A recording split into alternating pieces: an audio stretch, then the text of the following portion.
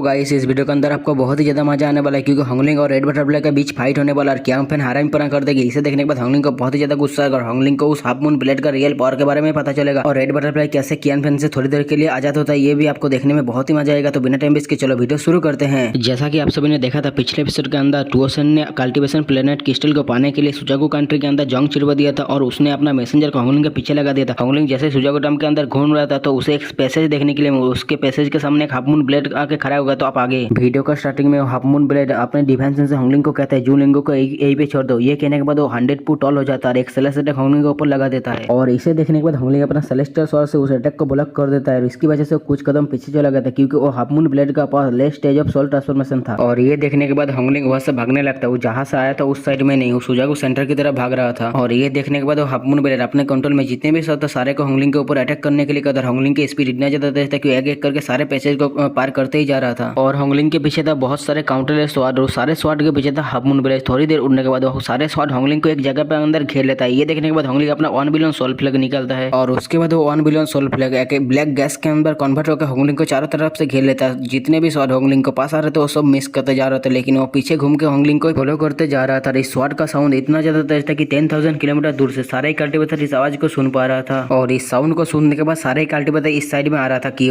क्या हो रहा है ये देखने के लिए। और उस सारे स्वाड के ऊपर से बहुत सारे कोल्ड एनर्जी निकल रहा था। सारे स्वाड जब एक साथ मिल गया तो एक स्वाड इमॉर्टल बन गया ऐसा लग रहा था और हॉन्गलिंग उस ब्लैक स्मोक की जैसा इधर उधर जा रहा था। बहुत सारे स्वाड एनर्जी उसकी तरफ पहुंच भी जाता था लेकिन 1 बिलियन सोल फ्लैग उन सभी को रोक लेता था। सिर्फ जब वो हाफ मून ब्लेड उसकी तरफ जा रहा था तो हॉन्गलिंग को अपना सेलेस्टियल स्वॉर्ड निकल के उसका अटैक को रोकना पड़ता था। और जितने सारे कल्टीवेटर इन सीन को देखने के लिए आया तो उसने जब देखा हॉन्गलिंग को और हॉन्गलिंग के पीछे सारे स्वाड को तो उन सभी के फाट गया था और यहाँ से भागने लगता है। ये देखने के बाद हॉन्गलिंग तो वहाँ पे हंस रहा था और ये देखने के बाद हॉन्गलिंग अपने हाथ को मूव किया और 5000 किलोमीटर दूर टेलीपोर्ट हो गया। ये देखने के बाद सारे स्वाड एक फ्लैश लाइट के जैसा हॉन्गलिंग के पास आ गया। तभी हॉन्गलिंग को अपने सामने 2 लाइट भागते हुए देखता था जिसमें से एक था जाबूताई और एक था जिजिंग। और ये देखने के बाद हॉन्गलिंग कहता है जाबूताई तुम कहाँ जा रहे हो, मेरे लिए तो रुको। सबसे पहले जाबूताई हॉन्गलिंग को देखता है उसके बाद हॉन्गलिंग के पीछे स्वाड को। उसके बाद वो कहता है मैं ही हमेशा क्यों इस सिचुएशन में फंस जाता हूँ। उसके बाद वो और जिजिंग बहुत तेज वहां से फ्लाई करके जाने लगता है और ये तीनों बहुत ही तेज फ्लाई कर रहा था। थोड़ी देर फ्लाई करने के बाद इन तीनों के सामने बेसिन का एज भी आ गया था और तभी हॉन्गलिंग अपने आप को टेलीपोर्ट करता है और नेक्स्ट टाइम वो बेसिन के एज में था लेकिन हॉन्गलिंग बिना टाइम वेस्ट के दोबारा से फ्लाई करने लगता है और सारे स्वाड उस बेसिन के एज के सामने आके रुक गया था। सिर्फ हाफ मून ब्लेड उस बेसिन के आगे और भी तेजी से जा रहा था हॉन्गलिंग की तरफ और हॉन्गलिंग भी स्लो हो गया था क्योंकि बहुत सारे स्पेटर रिप ओपन होने लगा था। हॉन्गलिंग थोड़ी देर फ्लाई करने के बाद एक पहाड़ के सामने आके रुक गया। उस पहाड़ से वो आगे की तरफ देखा तो उसे एक रेनबो कलर का पहाड़ देखने के लिए मिला और हॉन्गलिंग जैसे ही रुका तो उसकी तरफ एक थंडर बहुत तेजी से आ रहा था और ये हाफ मून ब्लेड ही था। हॉन्गलिंग इसके लिए पहाड़ था इसीलिए उसने 10,000 फुट अपने आप को टेलीपोर्ट कर लिया और तभी वो हाफ मून ब्लेड आके उस पहाड़ के साथ टकराया और पहाड़ पूरा कोलैप्स हो गया। और थोड़ी देर बाद वो हाफ मून ब्लेड उस पहाड़ से निकल कर और अपने डिवाइन मैसेज हॉन्गलिंग के कहा जूलिंगो को मुझे दे दो। और ये देखने के बाद हॉन्गलिंग वहां से दोबारा से भागने लगा। तभी हॉन्गलिंग वहां से टेलीपोर्ट हो गया 10,000 मील दूर। हॉन्गलिंग ने देखा कि उसका लेफ्ट आर्म में पेन हो रहा है तभी उसने देखा कि वो जो हाफ मून ब्लेड है उसे धीरे धीरे डैमेज दे रहा था और ये देखने के बाद हॉन्गलिंग वहां से भागने लगता है लेकिन वो जैसे ही टेलीपोर्ट हो रहा है तो हाफ मून ब्लेड उसे धीरे धीरे डैमेज देते ही जा रहा था। मतलब वो जितने बार भी टेलीपोर्ट हो रहा है हाफ मून ब्लेड उतने बार उसे डैमेज दे रहा था। और ये देखने का हॉन्गलिंग कहता है ये ब्लेड तो बहुत ही ज्यादा खतरनाक है, अब इसे मुझे अपना बनाना ही चाहिए। इसके बाद हॉन्गलिंग अपना सेलेस्टियल स्वॉर्ड निकालता है और उसके बाद उसने जूलिंगो को निकाला और कहा थोड़ी देर तुम इसके साथ रह लो, पहले मैं मेरा सोल को ले आता हूँ उसके बाद मैं तुम्हें इससे फाइट करके दोबारा से ले जाऊंगा। और तभी हॉन्गलिंग जूलिंगो को उस हाफ मून ब्लेड की तरफ फेंक देता है। ये देखने के बाद हाफ मून ब्लेड जूलिंगो को लेता है वहां से डिसअपियर होकर चला जाता है। तभी हमें उस जूलिंगो का आखिरी आवाज सुनाई देता है मास्टर मुझे भूलना मत। और उसके बाद हॉन्गलिंग ने अपना सेलेस्टियल स्वॉर्ड को अपने पास रख लिया और रेनबो माउंटेन की तरफ फ्लाई करने वाला था लेकिन तभी उसका एक्सप्रेशन अचानक से चेंज हो गया और उसने उस माउंटेन की तरफ देखा जहाँ पे एक रेड फिगर खड़ी थी जो थी रेड बटरफ्लाई। तभी हॉन्गलिंग सोचता है रेड बटरफ्लाई यहाँ पे है तो क्यान फेंग भी यहाँ पे होगा। तभी वो अपना डिवाइन सेंस को स्प्लिट करता है लेकिन वो क्यान फेंग को महसूस नहीं कर पाता क्योंकि क्यान फेंग का पावर लेवल उससे ज्यादा था। तभी हॉन्गलिंग बोला बहुत टाइम बाद मिले फेलो कल्टीवेटर। ये सुनने के बाद रेड बटरफ्लाई हॉन्गलिंग के 1000 माइल के अंदर चला आता है और हॉन्गलिंग ने जैसे ही रेड बटरफ्लाई का आइस में देखा तो उसे पता चल चुका था कि रेड बटरफ्लाई का साथ क्या हुआ। तभी वो चिल्ला तो कहता है क्यान फेंग जल्दी से बाहर आओ। तभी क्यान फेंग कहता है जैंग न्यू मेरे पास टाइम नहीं है तुम्हारे साथ निपटने के लिए, तुमने जब इस प्लेस को ढूंढ लिया तो चलो स्पिरिट माउंटेन के अंदर मिलते हैं। तभी हॉन्गलिंग ने देखा कि माउंटेन के पास से बहुत सारे ब्लैक गैस निकल के बहुत स्पीड से स्पिरिट माउंटेन की तरफ ही जा रहा था और क्यान फेंग ही था। और ये देखने के बाद हॉन्गलिंग भी स्पिरिट माउंटेन की तरफ जाना चाहता लेकिन तभी क्यान फेंग की आवाज आया कि रेड बटरफ्लाई तुम जैंग न्यू से फाइट करना चाहते थे ना, तो आज फाइट करो और इसे जान से मार दो। उसके बाद वो डिसअपियर हो जाता है और ये सुनने के बाद रेड बटरफ्लाई का आंखों में भी बैटल इंटेंट आ गया था। तभी वो हॉन्गलिंग के सामने आके अपना बड़े से रेड कलर का जायंट स्वॉर्ड निकाल लेता है। तभी रेड बटरफ्लाई अपने स्वॉर्ड से हॉन्गलिंग के ऊपर एक अटैक कर देता है। ये देखने के बाद हॉन्गलिंग भी अपना रिस्ट्रिक्शन फ्लैग को वहीं पे निकाल लेता है और उस रिस्ट्रिक्शन फ्लैग से बहुत सारे रिस्ट्रिक्शन निकल के एक सील बना देता है। तभी रेड बटरफ्लाई का स्वाद उस सील से जाकर टकराता है, दोनों बैंक के साथ पीछे चला जाता है। तभी रेड बटरफ्लाई ने अपने हाथों में एक आइस क्रिस्टल निकाल लिया, जिसकी वजह चारों तरफ आइस एनर्जी फैल चुका था। तभी एक मोमेंट के लिए उसका आंखों से बैटल लेने चला गया था और उसने होंगलिंग को बोला किल मी। मतलब रेड बटरफ्लाई थोड़ी देर के लिए क्यान फेंग की कंट्रोल से बाहर आ गया था और वो ऐसा जिंदगी जीना नहीं चाहता था, इसीलिए बोल रहा था किल मी। तभी होंगलिंग अपना रिस्ट्रिक्शन फ्लैग से एक 30 फुट लॉन्ग ब्लैक लांस को बना देता है और उसके बाद होंगलिंग अपना लांस को रेड बटरफ्लाई की तरफ थ्रो कर देता है। ये देखने के बाद रेड बटरफ्लाई अपने हाथ में जो आइस का पीस था वो अपने माथे के अंदर लगा लेता है और इसकी वजह से एक रेड लाइट निकलता है, एक आर्मर रेड बटरफ्लाई के बॉडी में लग जाती है और उसका बॉडी को पूरा कवर कर लेती है। तभी उस आर्मर से एक फेम भी बाहर निकलता है जो था सोल लेसर। ये सोल लेसर क्यान फेंग ने रेड बटरफ्लाई को दिया था होंगलिंग के साथ फाइट करने के लिए। तभी रेड बटरफ्लाई ने अपने सोल लेसर से होंगलिंग का लांस के ऊपर अटैक कर दिया। जैसे ही दोनों एक साथ टकराए तो एक बहुत बड़ा सा एनर्जी ब्लास्ट हो गया और ये देखने के बाद होंगलिंग भी अपना बैग ऑफ होल्डिंग से एक बहुत बड़ा सा एक्स बाहर निकल लिया। इसकी वजह से स्काई भी डार्क हो गया और होंगलिंग ने इस एक्स को जायंट डीमन क्लैन के एंसेस्टर से ले लिया था। और होंगलिंग ने अभी अपना 1 बिलियन सोल फ्लैग यूज नहीं किया क्योंकि कोई बड़ा फाइट के लिए वो उस 1 बिलियन सोल फ्लैग को बचाना चाहता था। और ये देखने के बाद रेड बटरफ्लाई भी एक फ्लावर को बना लेता है जिसके अंदर एक फिगर एपियर है जो बिल्कुल उसी की तरह देख रहा था। तो गाइस अब होंगलिंग रेड बटरफ्लाई को किल करने वाला था, उसके बाद हमें सीन चेंज होता है, हमें जाबुताई को दिखाया जाए। तो गाइस इस वीडियो को यहीं पे खत्म करते हैं। तो उम्मीद करता हूँ सबको ये वाला वीडियो अच्छा लगा तो लाइक कर देना। मैं मिलता हूँ इसके नेक्स्ट एपिसोड में, तब तक के लिए बाय बाय।